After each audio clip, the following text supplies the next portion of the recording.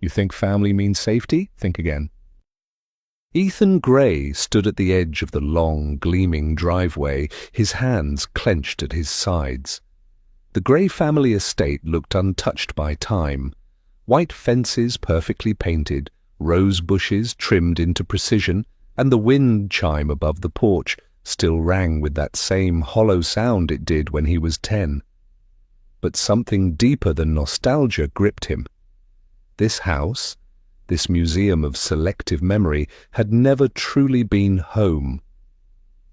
Inside, Mr. Quiet's voice echoed like it always had, firm, commanding, and reserved only for one son.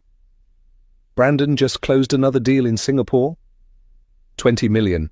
He's a visionary, he boasted, his back turned as Ethan entered the room. Brandon Gray, younger by 2 years but light years ahead in their parents' eyes, stood near the fireplace, glass of whiskey in hand, barely nodding at his brother's arrival. "Welcome back, Ethan," he said flatly, as if returning from exile wasn't worth more than 4 syllables. Ethan forced a smile. "Glad to be back." Miss Lien came bustling out of the kitchen, apron on, a fake excitement in her voice. "You're thinner. Have you been eating well?" It wasn't a question. It was an observation disguised as care. Her eyes scanned him like a report card. No gold stars. They sat down for dinner. The same table, the same silence, the same orbit around Brandon's achievements. Every sentence began with "Brandon did," or "Brandon said," or "Brandon thought." Ethan spoke once about a small AI project he had been working on. Silence. Then Mr. Quiet responded, eyes still on his steak. "You've always chased strange ideas. Maybe it's time you think practical." Brandon chuckled politely. Ethan felt the burn of that laughter more than any insult. After dessert, Ethan wandered upstairs to the room that had been untouched since he left for college. Posters still on the wall. Trophies left to collect dust. A quiet museum of forgotten efforts. He opened the closet and saw it, the folder. The old one. The prototype sketches for Access Path, the platform he had dreamed of building, before anyone believed in it. Before Logan Bennett. Before Silicon Valley took notice. Before the betrayal. He held it in his hands, heart pounding. There, scribbled on the edge of a blueprint in faded ink, were Brandon's initials. No, he flipped through the rest. More sketches, corrections in a second hand, adjustments, notes that weren't his. Ethan's breath caught. Brandon had seen this before, years ago, back when Ethan showed it to his family, hoping someone would care, back when Brandon said nothing, and yet 3 months ago a new platform launched. Nexbridge, the same skeleton, the same AI-powered decision architecture, but under Brandon's name, with Mr. Quiet's funding. Ethan's hands trembled. He wasn't just the forgotten son, he was the robbed one. And then he heard it, a soft knock at the door. He turned, and there was Mr. Quiet, standing in the hallway, face unreadable. "We need to talk, Ethan," he said. "Now." But for the first time, Ethan wasn't sure whether it was to silence him or confess something worse. Ethan stood at the window of his childhood room, staring at the old oak tree outside. It used to be his fortress, his place of retreat. Now it was just a tree. Like everything else in the house, it had stopped belonging to him a long time ago. Downstairs, Brandon's voice rang out, effortless charm, easy laughter, as he hosted a small dinner Mr. Quiet had arranged. The guests were all investors and family friends who once brushed Ethan aside when he spoke of ideas too big, too fast. Now they were back, not for him, but for Nexbridge, for Brandon. Ethan walked down, silent but watching. Mr. Quiet beamed as he introduced Brandon as the future of this family. Miss Lyon nodded with a proud smile that Ethan had never seen directed his way. The table was full, but a seat had been left open, next to Brandon. A silent invitation or a calculated gesture? Ethan didn't know. He took it anyway. "Glad you could join," Brandon said, pouring him wine like they were friends, not estranged brothers with 10 years of silence and one stolen idea between them. Mr. Quiet raised a toast. "To family, to vision, to Nexbridge." Everyone clapped. Ethan sipped the wine, tasting bitterness far beyond the grape. After dinner, Brandon pulled him aside on the patio. "You didn't expect I'd just sit back and let that design go nowhere, did you?" Ethan didn't answer. Brandon leaned closer. "You stopped showing up. You vanished. I built what you wouldn't."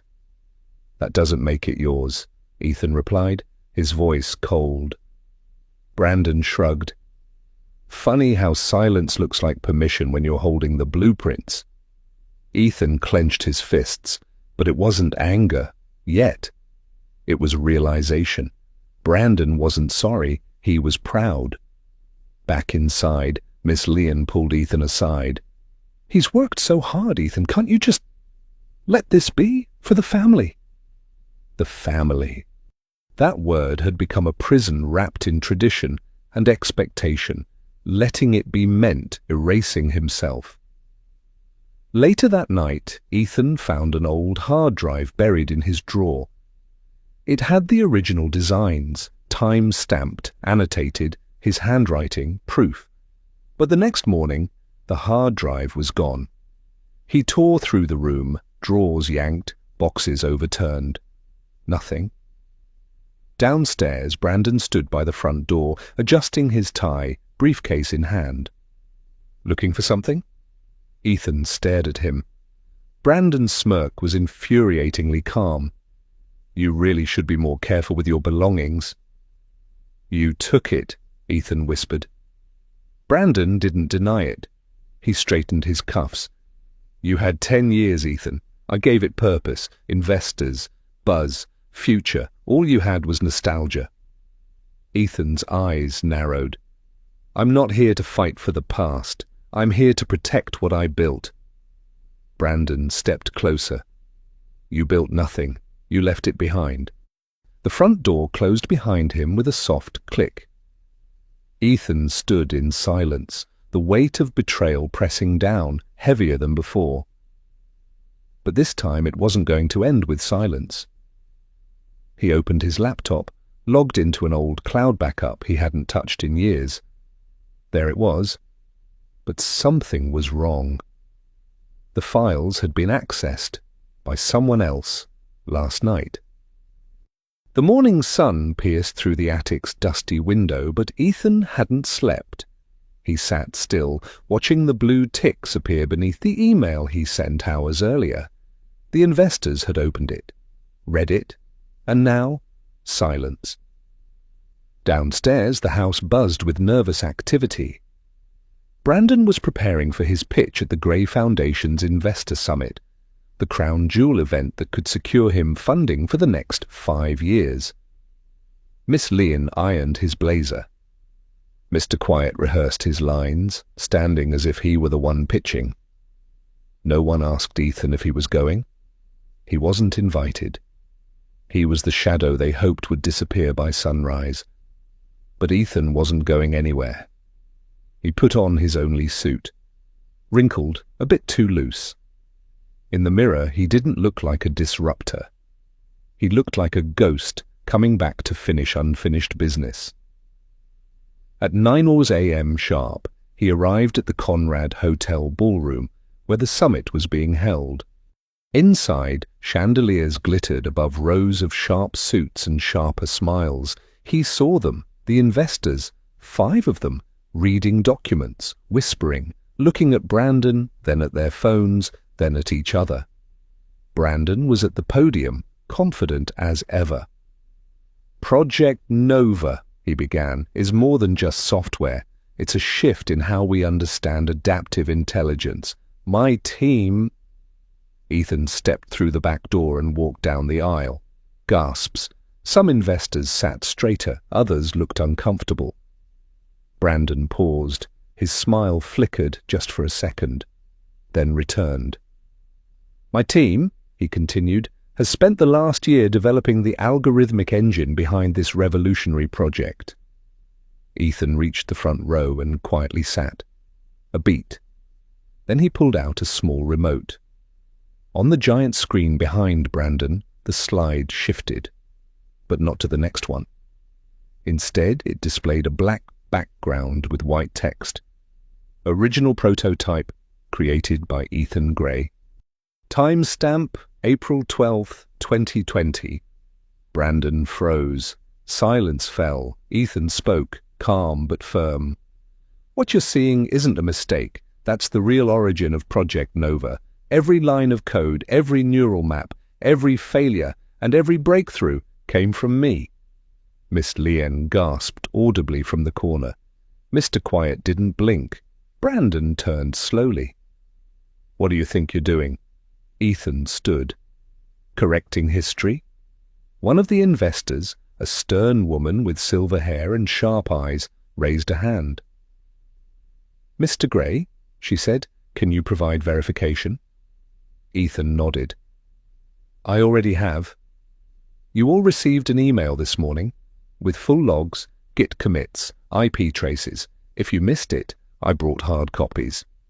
He handed out sealed folders. Brandon's face darkened.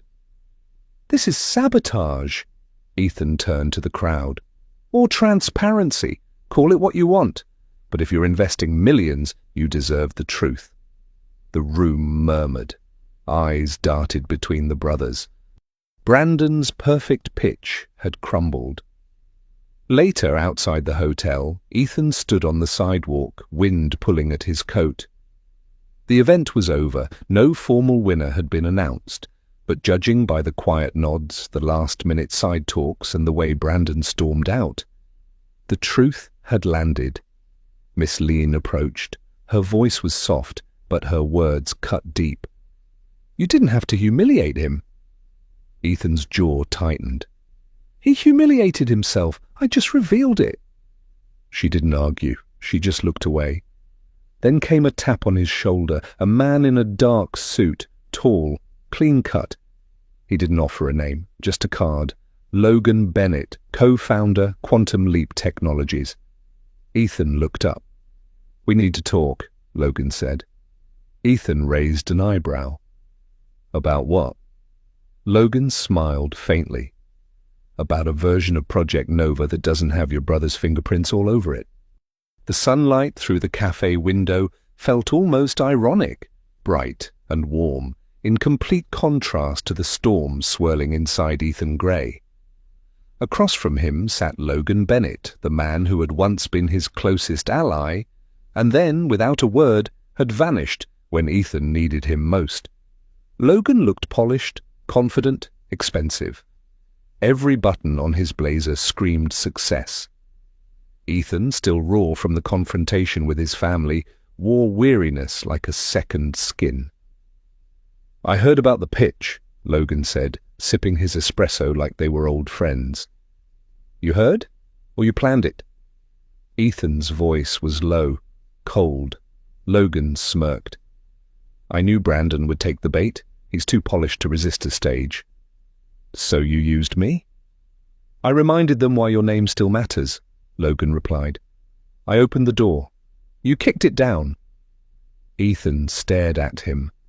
Logan always had a way of twisting things, making betrayal sound like strategy. Years ago, they had dreamed up a startup together. Ethan wrote code until 3 a.m. Logan pitched with flair and fire. But when funding got tough, Logan had disappeared, leaving Ethan to crash, burn, and rebuild alone. Now he wanted back in. "This isn't nostalgia," Logan continued. "This is business. Investors are listening again, but they want stability. They want a team. They want you and me." Ethan laughed once, sharp and bitter. "Why now?" "Because you finally look like someone who doesn't care what your family thinks." Logan slid a folder across the table. Inside, a proposal. A startup accelerator wanted to back their partnership, if Ethan agreed. It was the kind of opportunity Ethan had begged for 3 years ago. Now it felt like a loaded gun placed gently into his hand. He closed the folder. You left when things got hard. I left because I didn't want to be collateral damage when your family sabotaged you. But now you've burned that bridge yourself. You're free. The word hit Ethan like a slap. Free. No expectations, no comparisons, just the terrifying unknown.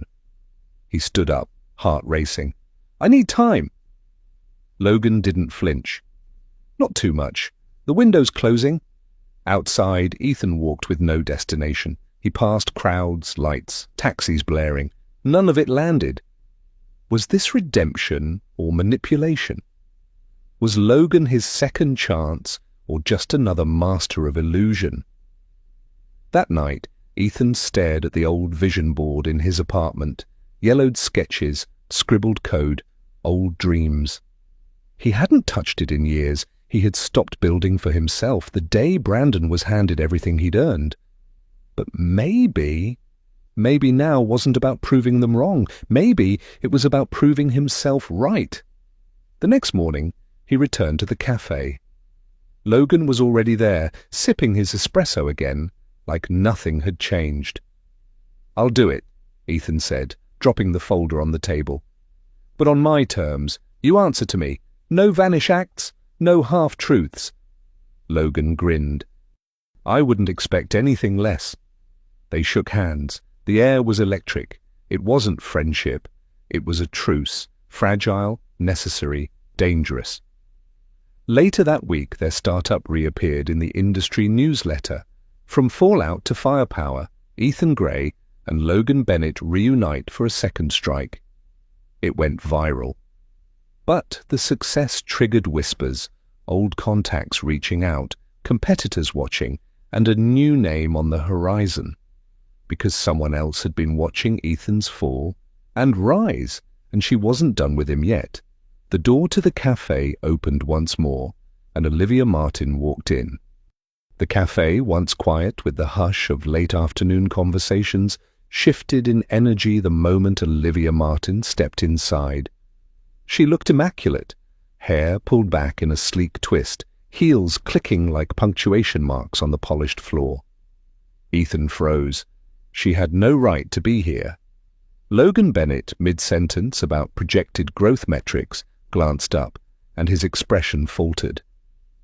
You two know each other? He asked, eyes flicking between them. Ethan forced a smile.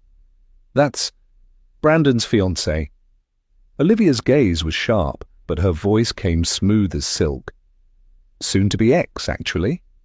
The air thinned. Ethan gestured to the empty seat across from him. Olivia sat, graceful, composed, dangerous. I heard you were back in town, Ethan, she began, resting her elbows on the table. And that you're rebuilding something. I wanted to see it myself. Ethan narrowed his eyes. Why now? Olivia's eyes softened, just a flicker. Because I finally see what Brandon never did. Logan, caught in the middle of this unresolved past, coughed politely. Should I give you two a moment? Ethan shook his head. Stay. If Olivia has something to say, let her say it with an audience. Olivia leaned forward. Your brother used to talk about you like a cautionary tale, the one who strayed. But he never mentioned your mind, your vision. I read your new proposal. It's disruptive, smart, and very... you. Ethan clenched his fists under the table. Compliments from her felt like bait. You want something? He said flatly. She didn't deny it. I want in. Logan blinked. Wait, you're offering investment? Not just money, Olivia said smoothly. Access. I still have contacts Brandon doesn't know I kept. Media, tech circles, influencers. People who can make your new venture go viral overnight. Ethan's voice dropped. Why help me? She looked directly at him. Because I believe in you, and because I know how much Brandon would hate it. For a moment, silence pressed in. Then Logan chuckled low. Well, this just got interesting. Ethan stared at the table. This was exactly what he had feared. The past digging its claws into his future. He couldn't tell if Olivia was here to support him or sabotage him through seduction, and sabotage masked as strategy. He stood. This isn't high school politics, Olivia. I'm not interested in playing your games. But she didn't flinch. Then don't play. Win. He hesitated. Logan spoke, serious now. It's your call, Ethan, but this could be the edge we need. Ethan looked back at Olivia, then at the small stack of blueprints on the table, the ones he had spent nights reworking, his vision finally taking shape. But at what cost? His jaw tightened. Fine. You want in? Prove it. No board seat, no votes, just influence where I allow it. And if I smell even a hint of sabotage, you won't, Olivia interrupted, her smile razor sharp. You'll smell victory. Ethan exhaled through his nose. Then let's see what your version of help looks like. She raised her glass of sparkling water. To second chances. He didn't toast. He just watched her, wary, calculating. Logan clapped his hands once. All right then, let's build an empire. But Ethan's mind wasn't at ease. If Olivia was part of this now, the battlefield had just expanded. And across the street, behind tinted glass, Brandon Gray watched it all unfold. The restaurant gleamed with glass and candlelight, sleek, upscale, almost sterile in its perfection. Ethan Gray adjusted the cuffs of his blazer, unsure why Olivia Martin had insisted on dinner here of all places. It wasn't just a business meeting anymore. It felt personal and dangerous. Logan Bennett arrived minutes later, always sharp, always scanning. You sure this isn't a trap? He muttered, slipping into the seat beside Ethan. She's Brandon's fiancée, or was. She's also offering $500,000 in seed money, Ethan said flatly, and no strings attached. No strings? Ethan, you're not this naive. Olivia entered like a storm in heels, confident, radiant, yet slightly unreadable. Her gaze lingered on Ethan longer than it should have, then flicked to Logan, sharp and businesslike. Gentlemen, she said, settling across from them, let's get to it. The first half of dinner was all business, numbers, projections, user base. Olivia was sharper than either expected, prepared, ambitious, and well-versed in market dynamics. But Ethan noticed her wine glass never emptied, and her tone held a strange undercurrent of something unsettled. Then came the pivot. You know, Olivia said, swirling her glass. Brandon never understood why I admired you. Ethan stiffened. Logan coughed awkwardly. He always wanted to be seen, she continued. She looked directly at Ethan. You never begged for attention. That terrified him. Ethan's jaw clenched. Is this your pitch or your therapy session?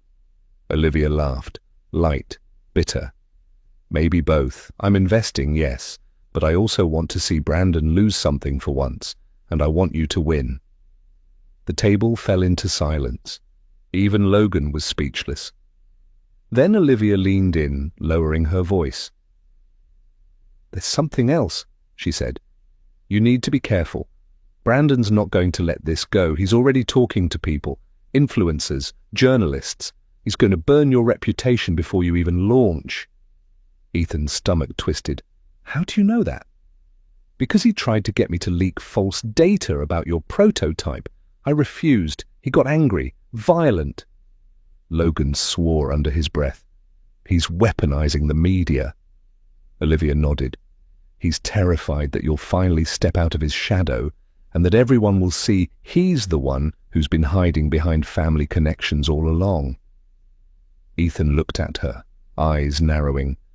And what do you want out of all this, really? She didn't flinch. I want to invest in something real. I want to stop pretending. And maybe I want to see what you become when you stop playing small. A beat passed.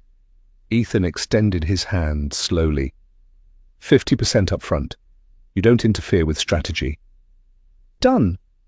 Olivia shook it, but as their hands parted, her expression shifted, softer, almost regretful. Just know, when Brandon finds out I funded this, he'll see it as betrayal. And when Brandon feels betrayed, he doesn't just retaliate, he destroys. Logan stood. Let him try. We've been underestimated before. As they exited the restaurant, Ethan noticed a man in a grey suit across the street, head down, phone in hand. But when the man looked up, his eyes locked with Ethan's, and he smiled. It was Mr. Quiet. The Grey residence hadn't hosted a formal dinner in years, not since Brandon's graduation. But tonight, Miss Lynn insisted. It's time for the family to sit down like adults, she said, her tone sharp, like the edge of the knives being polished. Ethan arrived early, his fingers brushing the rim of his old chair, a seat he had long outgrown but never claimed back. Across from him sat Brandon, still immaculate in his tailored navy blazer, and next to him Olivia Martin, her smile a little too perfect, her gaze a little too evaluating. Mr. Quiet cleared his throat, lifting a glass. To the future of the Grey name, Brandon and Olivia have news. Ethan blinked. He hadn't been told there was an announcement. We're getting married, Brandon said, sliding a velvet box across the table. Olivia beamed. And we'd love for Ethan to be our best man. Miss Lynn clapped lightly, already envisioning the photos. Ethan felt the room tilt. Brandon wanted a performance, not a brother. That's big news, Ethan managed. You don't look surprised, Olivia noted. I'm not, Ethan said coolly. He always gets what he wants. There was a silence, heavy. Mr. Quiet sipped his wine, unbothered. Miss Lynn looked away. Olivia tried again. It would mean a lot if you stood with him, Ethan. Would it? Ethan leaned back. Because last I checked, I'm still the one who had to sit in the corner while this family applauded his every breath. Brandon's eyes narrowed. Don't ruin this. Ethan's laugh was bitter. I'm not ruining anything. I'm just not pretending anymore. Olivia placed a hand on Brandon's arm. Maybe we should give them a moment. When they left the room, Miss Lynn spoke, her voice ice. Why can't you just let your brother have his moment? I did, Ethan said, for 30 years. Brandon returned moments later, alone. But now his expression was different, less polished, more raw. You think I've had it easy? He said. You think being their golden boy is freedom? It's a cage, Ethan, one you helped build by disappearing every time things got hard. Ethan stared at him. You don't get to blame me for your own mask. They stood facing each other, two grown men with childhood wounds wrapped in suits and silence. Then Brandon dropped the bomb. Logan's gone, he said quietly. He left the company, said you were right. Ethan froze. What? He resigned yesterday, said he's tired of the way we do things, that your vision was the only one that ever had heart. Ethan's breath caught. Logan Bennett, his only ally, the co-founder he had trusted, was gone. Brandon continued. You wanted a clean break? You've got it. The board's meeting next week. They're pushing your name for CEO. Ethan's heart slammed against his ribs. Why would they want me? Because you're the only one who can fix the mess we made. The room spun. Ethan had fought so long for a seat at the table, only to be offered the whole damn table now. Miss Lynn's voice cut through again. Don't fall for it. They're setting you up to take the blame. Brandon didn't flinch. He can handle it. Ethan turned to him. And if I say yes? Brandon's face softened just slightly. Then maybe we both stop running. But before Ethan could answer, the doorbell rang. Mr. Quiet stood. Expecting someone? No, Miss Lynn said. Brandon frowned. Neither am I. Ethan walked to the door, pulled it open, and froze. Standing there was Logan Bennett. But he wasn't alone. Behind him stood a woman Ethan didn't recognize, confident, composed, with a folder under her arm. She extended her hand. Mr. Gray, I represent an investor consortium. We'd like to talk. Privately. Ethan looked from Logan to the stranger, heart racing. And for the first time in years, he didn't feel like the outsider. He felt like the storm. Just like that, Ethan was no longer the one being invited to the table. He was the one flipping it over. Ethan stood in front of the grand church doors, sunlight streaming behind him like a spotlight. Inside, laughter echoed, guests, flowers, a white aisle leading to the altar where Brandon Gray would marry Olivia Martin. Ethan hadn't been invited, not officially, but he had come anyway, dressed in the same black suit he wore the day his parents told him he wasn't part of the family business. He entered quietly. Heads turned, whispers followed. Mr. Quiet stiffened in the front pew, and Miss Lynn avoided his gaze. Brandon looked over his shoulder and froze mid-sentence as he saw Ethan walking down the aisle, not as a guest, but as a storm. Olivia's expression was unreadable, perfect makeup, perfect posture, but her fingers trembled on the bouquet.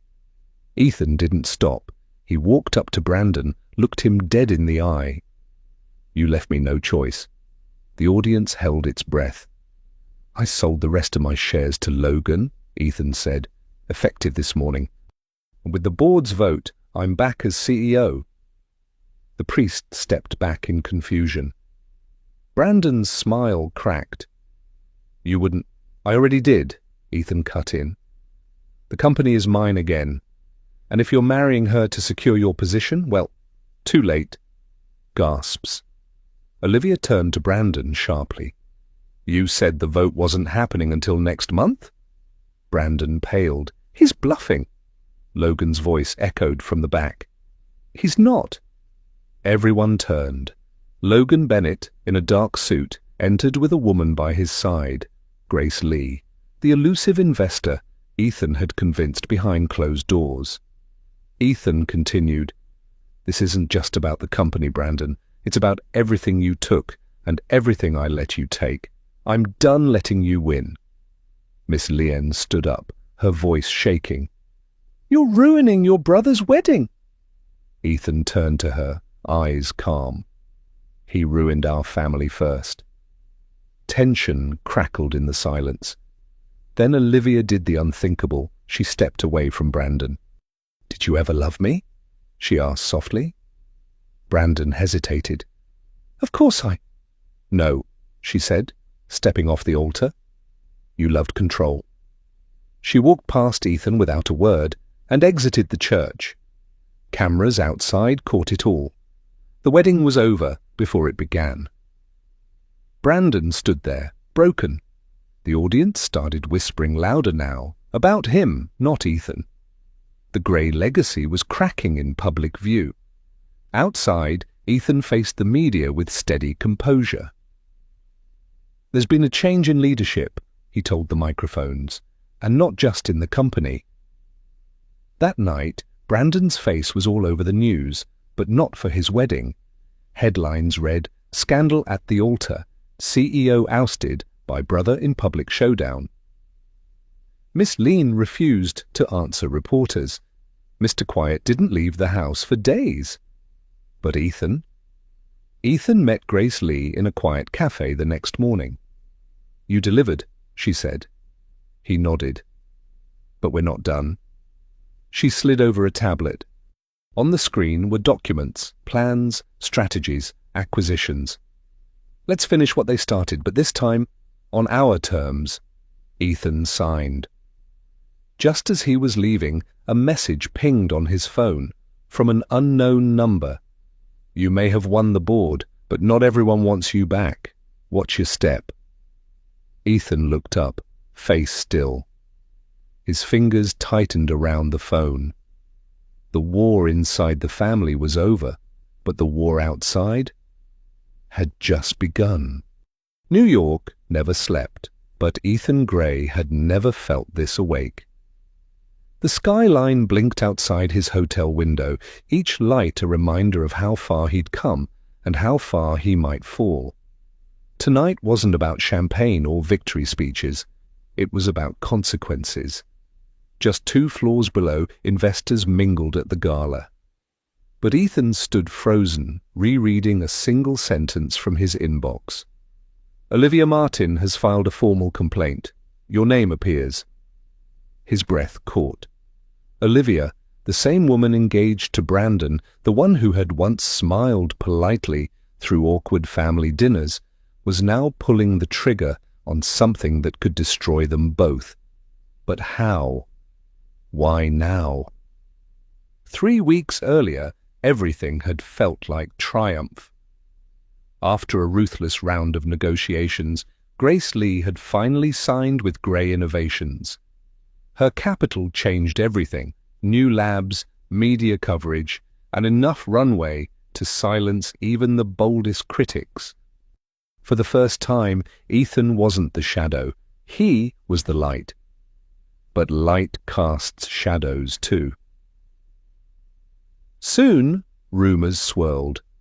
Grace was restructuring without telling the team. His co-founder, Logan Bennett, showed up late to their last pitch, eyes hollow. "Are we still building what we dreamed of?" Logan asked.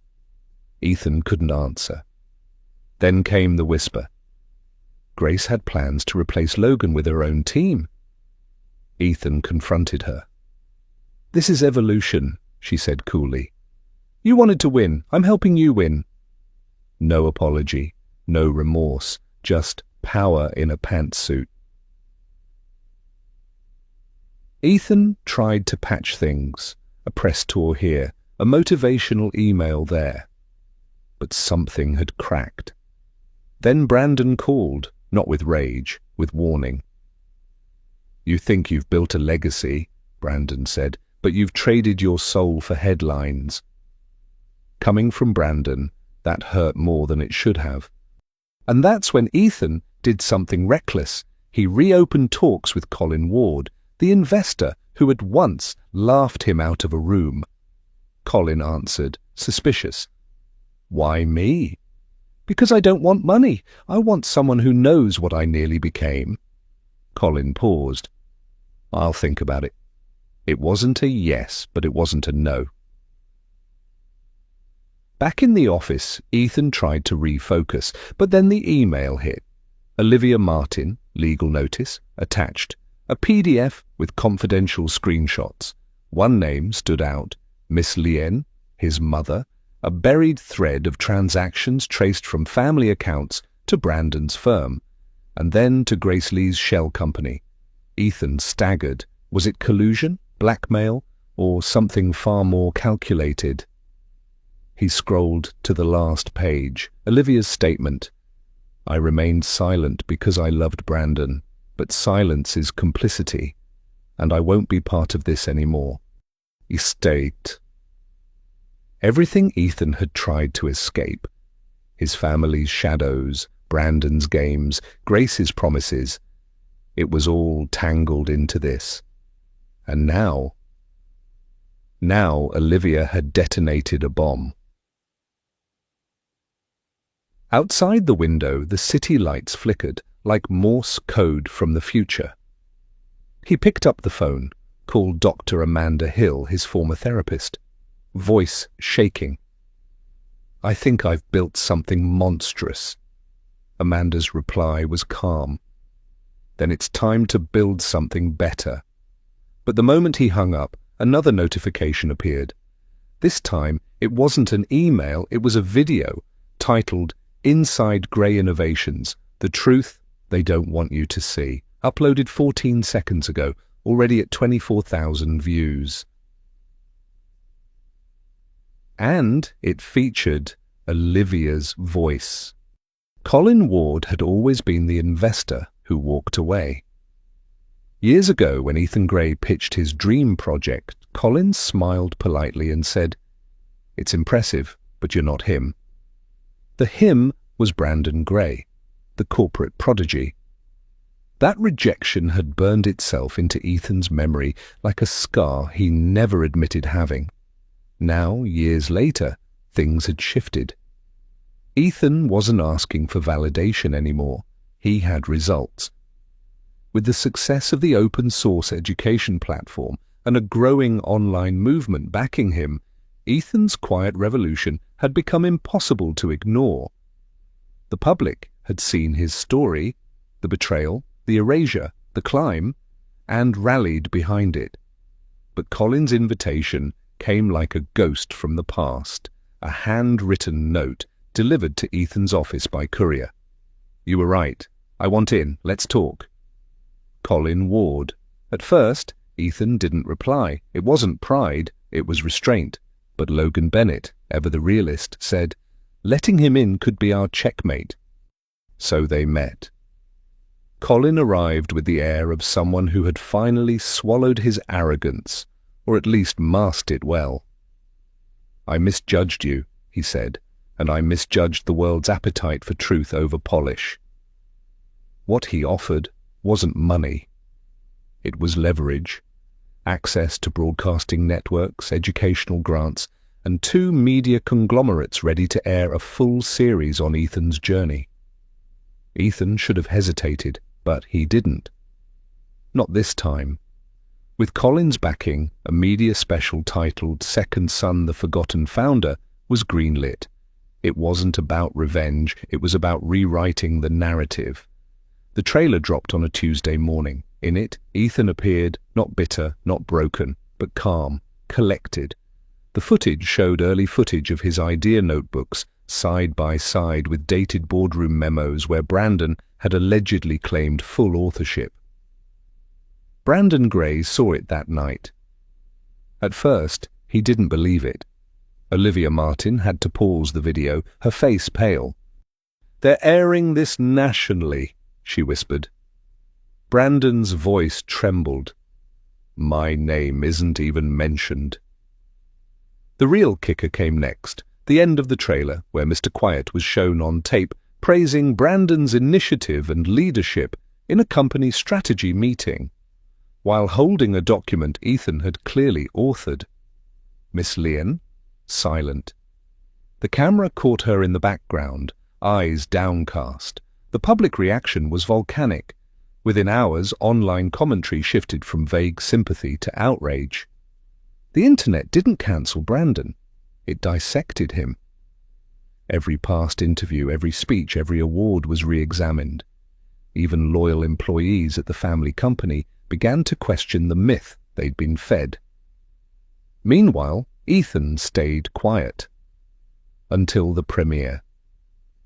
In the final scene of the episode, Ethan stood before a classroom of underprivileged youth, guiding them through a lesson he once created for himself as a child, back when no one believed in him. It wasn't a press stunt. It was a reclamation. Logan whispered off camera, "No one can take this from you now." But Ethan wasn't smiling, because just minutes before stepping into that classroom, he'd received a private message. Not from Brandon, not from his parents, but from someone unexpected. "We need to talk. I should have spoken up back then, but I was afraid. I saw what really happened, and I still have proof." Chloe Adams, investigative journalist. Ethan stared at the message, frozen. Someone had been watching all along. And the real truth hadn't even come out yet. Ethan hadn't slept in 2 nights. The trailer had spread like wildfire, igniting debates, dividing loyalties. Some saw him as a rebel truth-teller, others accused him of orchestrating a smear campaign. But one thing was certain, everyone was watching. He sat alone in the dimly lit office, Logan beside him, eyes fixed on the analytics dashboard. Over 1.7 million views, sponsors pulling out of Brandon's upcoming keynote, Olivia's PR team issuing vague denials. But Ethan wasn't celebrating, because none of this felt like justice. Not yet. Then the phone rang. "Ethan, this is Marcus Bell." The name punched through the silence like a missile. Marcus Bell, the most feared media consultant in the industry. Known for flipping public opinion like a coin, some called him a magician, others a manipulator. He'd built presidents, destroyed empires. "Why are you calling me?" Ethan asked, voice wary. "I saw your trailer. You've got lightning in your hands, but no idea how to ground it. You want the public to believe you? You need more than truth. You need control." Ethan hesitated. "And what do you get out of this?" "I've burned bigger bridges than the Gray family. This one's personal." That night, Marcus arrived. Sharp suit, colder eyes. He didn't shake hands. He took over the room. He played the trailer again, twice. Paused, rewound, took notes. Then he spoke. "You've exposed a crack, but cracks don't break walls. We need collapse." Ethan blinked. "Collapse?" Marcus leaned in. "You don't just want revenge. You want your voice to echo longer than their silence. For that, you need timing, silence, escalation." "What do you mean?" "You go quiet." The plan was insane. And brilliant. For 6 days, Ethan went dark. No interviews, no follow-ups, no reactions. Social media boiled. Where's Ethan? Why won't he speak? Was it all fake? Brandon's team tried to strike back. They released a counter video, a polished montage of Brandon's community service, donations, glowing testimonials. It trended for 2 hours. Then Marcus uploaded a single 30-second video. No background music, no dramatic lighting, just Ethan's face, pale, honest, tired, and a single line, "They taught me silence. I just learned how to weaponize it." Boom. Silence shattered. The algorithm grabbed it like fire. 10 million views in 24 hours, think pieces, reaction videos, podcasts. Even Olivia Martin's former assistant commented, "I quit that job for a reason." But Marcus wasn't done. He scheduled a press conference. Just one, no second chances, one podium, one voice. On the morning of the conference, Ethan stood behind the curtain, hands shaking. Logan tightened his tie. "You ready?" "No," Ethan whispered. "But I'm not hiding anymore." The room filled. Cameras clicked, phones raised. Marcus stood off stage, arms folded. Ethan stepped up. He didn't start with anger. He started with memory. A 7-year-old boy watching his parents celebrate Brandon's science fair trophy while he held a torn drawing no one looked at. He talked about years of being invisible in his own family, of building something out of nothing, of not being the perfect son, but being the honest one. He didn't cry, he didn't need to. By the time he finished, there was no applause, just stunned silence. Then one clap, two. The room followed, and in the front row, a woman stood, Chloe Adams, investigative journalist known for exposing billion-dollar frauds. She hadn't RSVP'd. She raised her phone. "Mr. Gray," she said, voice calm but sharp. "Do you have a minute after this?" Ethan met her eyes. Because she wasn't asking for an interview, she was offering something, and whatever it was going to change everything. The air in the studio was stale, not from the room itself, but from the tension. Ethan Gray sat across from Chloe Adams, a poised reporter with piercing eyes and a reputation for exposing the cracks in even the most polished personas. Her camera crew moved like ghosts, silent and efficient, while Chloe adjusted the mic on her collar, watching Ethan with the same calm intensity a lion gives its prey. For a moment, he considered walking out. He'd been through hell, betrayed by his own family, silenced by boardroom politics, resurrected by grit and the few who believed in him. And now, on live television, The world would decide what to make of Ethan Gray, the man who had everything stripped away and yet refused to disappear. Chloe smiled, but it wasn't warm. It was professional, practiced. "Are you ready?" she asked. "Let's do it." The lights dimmed slightly. The camera light turned red. They were live. Chloe began soft. Childhood, education, the rise and fall of his first company. The familiar beats of his public story. Ethan responded with poise, calculated but sincere. But then she changed lanes. Sources say Brandon Gray had knowledge of the data breach 6 months before it was disclosed to investors. Did you know that? Ethan blinked. That's not something I'm prepared to. Mr. Gray, she interrupted, this isn't just about business. It's about trust. About a family that sold a false narrative while keeping the real one buried. A flicker of something dark passed over Ethan's face. He glanced at the camera, then back at her. "I lost everything," he said, voice low. "But not because I failed, because I trusted the wrong people to tell the truth." Chloe leaned forward. "Then tell it now, the truth. About your brother, about Olivia, about your parents, why you were cut out." The room was silent. Then Ethan looked directly into the lens. "My name is Ethan Gray. And this was never about a product launch or stock prices or who shook hands at the gala. This was a coup, a quiet one, staged inside a family dinner table and finalized with a press release. The control room buzzed in Chloe's earpiece. "He's going off script," someone whispered. She didn't stop him. Ethan kept going. "My mother, Miss Lean, said I was unstable. My father, Mr. Quiet, said I lacked vision, but I was the one who built the code. I was the one who bled for it. And they gave the crown to Brandon because it looked better on paper." The room was electric now. Chloe, caught between professionalism and human awe, said softly, "Why are you saying this now?" "Because I know what they're planning," Ethan said. She froze. "What do you mean?"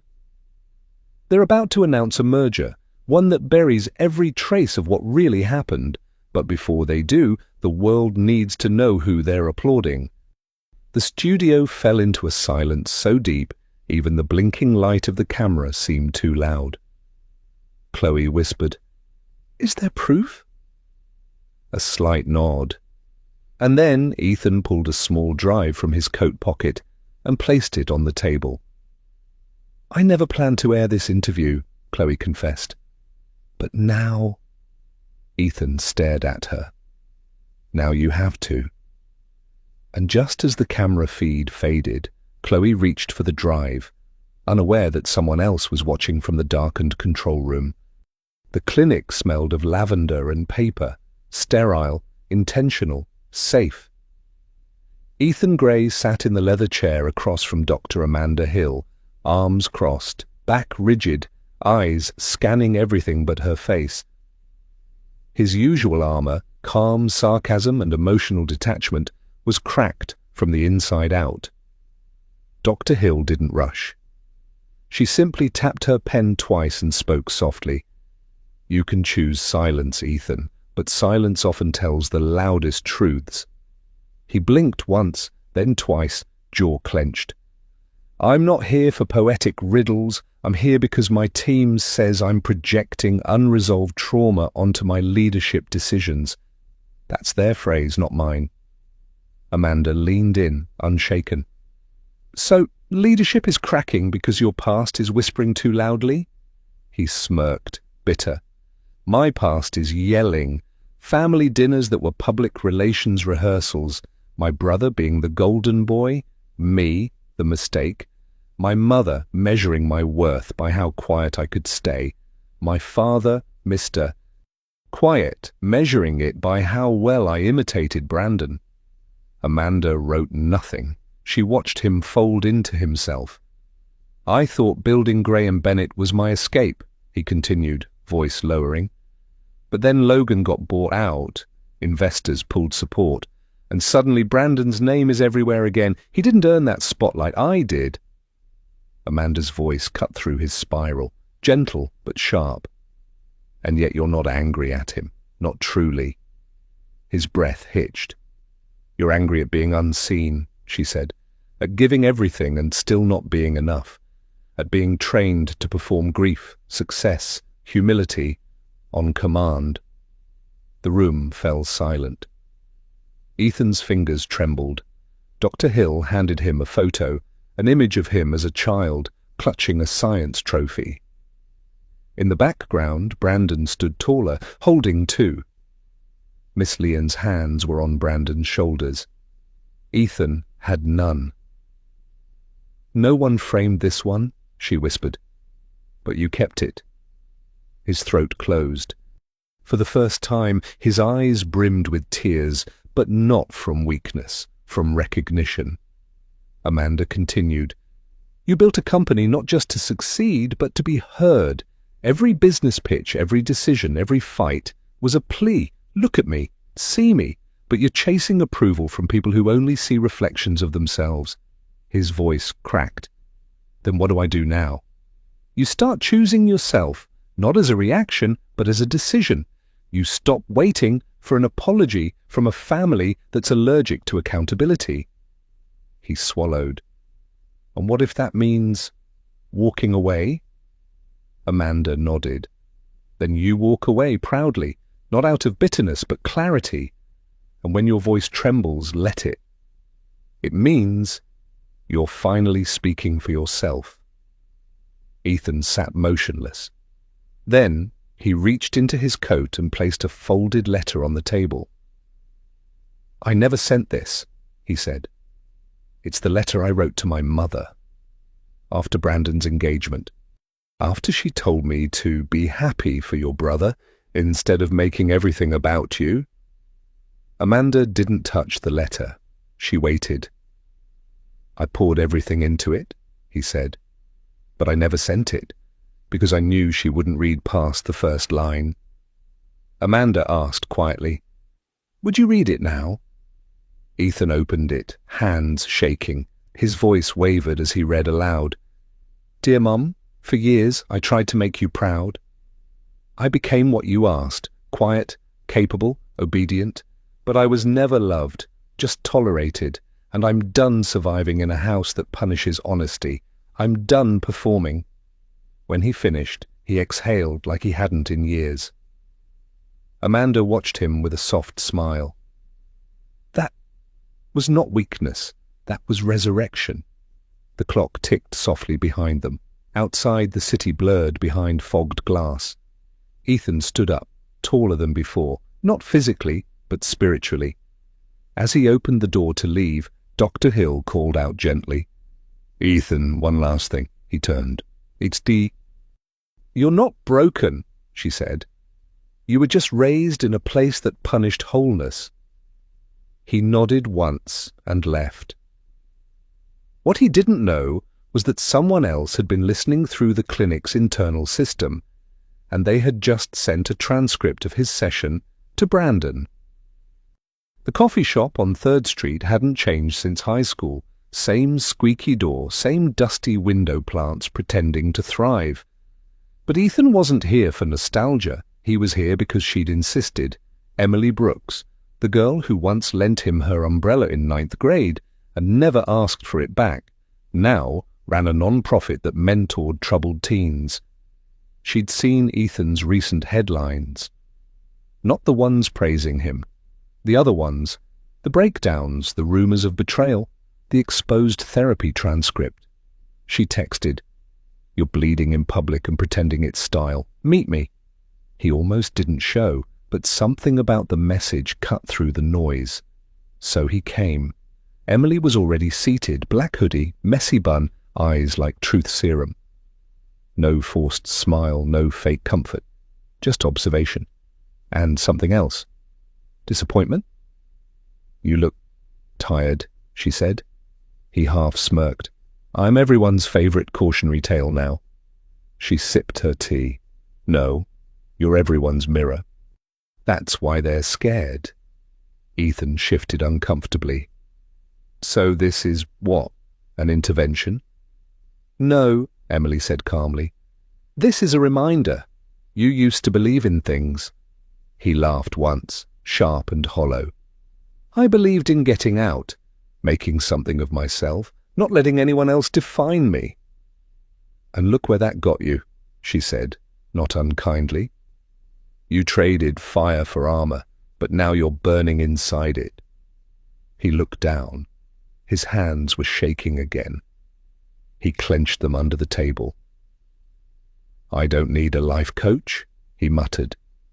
No, she said, leaning in. You need someone who remembers who you were before they all told you who to be. That hit harder than he expected. She reached into her bag, pulling out a crumpled envelope. This was in my locker the last day of school. I kept it. He frowned, took it, unfolded the yellowing paper. His own handwriting stared back at him. A letter, written at 17, to himself. It read, "Don't become someone who performs success to earn love. Don't lose your softness trying to survive a world that punishes it. And don't forget, Brandon is brilliant, but he's not you, and that matters." Ethan froze. The words felt like truth, spoken from a version of himself that hadn't yet been broken. He looked up. Emily's expression was unreadable. I thought if you read that, she said, maybe you'd stop performing. He swallowed hard. No comeback. No armor left. You were always kind, she added, even when no one saw it, even when your parents didn't. Ethan blinked, eyes burning. Why did you keep this? Because I knew one day, Emily whispered, you'd need someone to remember who you were. He stood abruptly, too many emotions colliding at once. I need some air, he mumbled, heading toward the door. But just as he reached for the handle, his phone buzzed. Unknown number, one text. You're not the only one remembering the past, Ethan. Meet me at the old stadium, tonight. Come alone. He stared at the message, pulse quickening. Then he read the name below it, Miss Lyon. The door chime rang as he stepped out, unaware that across the street a camera lens was already zoomed in on his face.